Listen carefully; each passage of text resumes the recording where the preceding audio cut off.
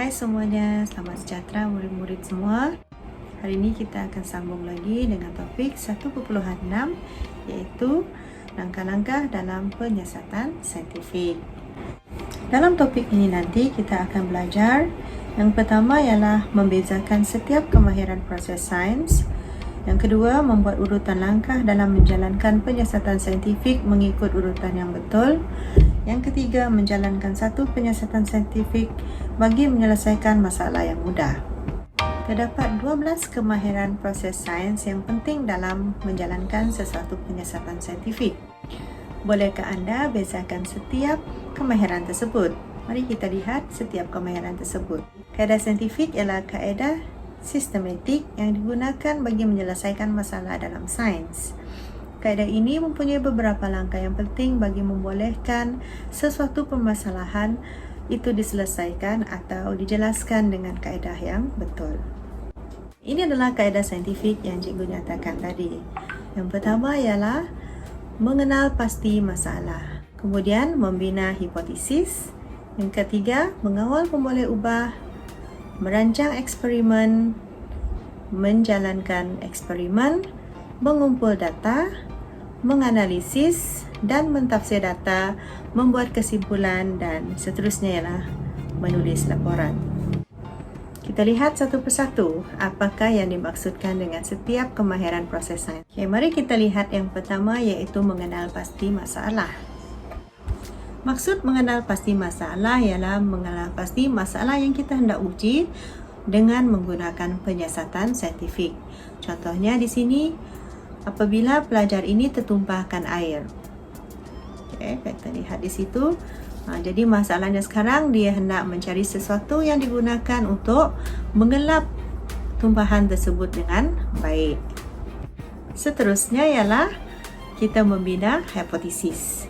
Kita perlu membina hipotesis sebagai penerangan awal pemerhatian atau fenomena yang kita sedang kaji.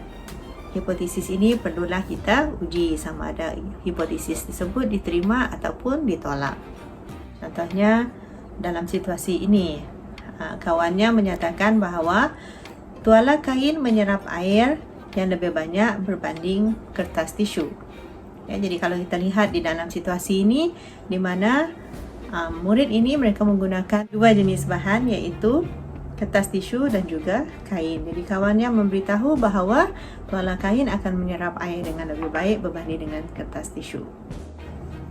Okey, jadi hipotesis ini tadi haruslah diuji bagi mengenal pasti sama ada hipotesis ini boleh diterima ataupun tidak.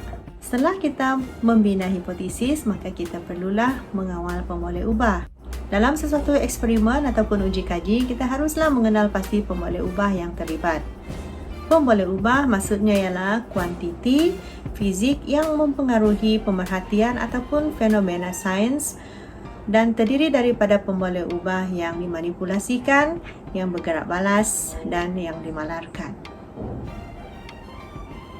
Setelah kita mengenal pasti tiga jenis pemboleh ubah tadi, maka kita pun boleh merancang eksperimen.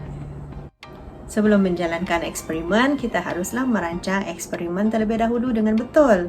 Kita juga perlu memilih bahan-bahan dan radas yang sesuai untuk eksperimen yang kita hendak jalankan. Okay, setelah kita merancang eksperimen, maka kita bolehlah mula menjalankan eksperimen.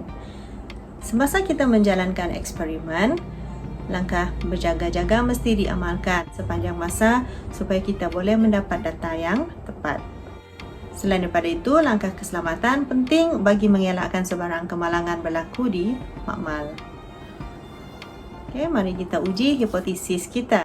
Kita lihat di dalam situasi yang ditunjukkan di situ di mana kedua-dua mereka mula menguji hipotesis mereka. Selesai menjalankan eksperimen, kita haruslah mengumpul data tersebut. Semasa mengumpul data, kita haruslah melakukannya secara berhati-hati dengan menggunakan alat yang sesuai. Hal ini untuk mengelakkan sebarang ralat rawak ataupun ralat sistematik. Kemudian, jika melibatkan pengukuran, kita haruslah mengulang pengukuran tersebut sekurang-kurangnya 3 kali untuk mendapatkan nilai yang lebih tepat dan jitu. Kemudian, kita haruslah merekod data kita dalam bentuk jadual ataupun dalam bentuk yang sesuai. Seterusnya adalah menganalisis dan mentafsir data. Kalau kita lihat di dalam rajah di atas, itu adalah contoh bagaimana kita menganalisis dan mentafsir data. Analisis perlu disertakan dengan bentuk komunikasi yang berkesan seperti menggunakan graf ataupun menggunakan jadual ataupun menggunakan gambar. Graf dan jadual sangat membantu kita untuk mentafsir data dengan lebih mudah. Contohnya, kalau kita lihat rajah tadi, kita dapati bahawa kertas tisu yang menggunakan graf berwarna merah, manakala kain menggunakan graf berwarna kuning, kita dapati bahawa jumlah air yang diserap oleh kertas tisu kurang berbanding dengan kain. Jadi di sini kita dapat menganalisis data. Setelah selesai menganalisis dan mentafsir data, kita akan membuat kesimpulan. Kesimpulan dibuat berdasarkan hasil analisis eksperimen. Sama ada hipotesis diterima ataupun ditolak. Jika ditolak, kita perlu membuat hipotesis baharu dan melakukan eksperimen semula. Kita sudah selesai ke penghujung sekali, iaitu menulis laporan. Ketika menulis laporan, semua data dan maklumat yang penting haruslah disertakan. Dalam menjalankan apa-apa penyiasatan saintifik, menulis laporan adalah perkara yang paling penting sekali. Kenapa?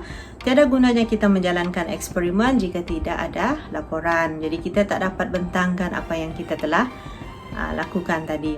Oleh yang demikian, laporan haruslah disediakan dengan lengkap dan semua data ini haruslah ada. Yang pertama adalah penyataan masalah, kemudian diikuti oleh hipotesis, tujuan, pemboleh ubah, bahan dan radas, prosedur, pemerhatian atau keputusan, analisis dan tafsiran data, dan yang terakhir sekali adalah kesimpulan. Maka dengan itu selesai sudah apa yang kita pelajari pada hari ini berkaitan dengan 1.6 iaitu langkah-langkah dalam penyiasatan saintifik. Terima kasih kerana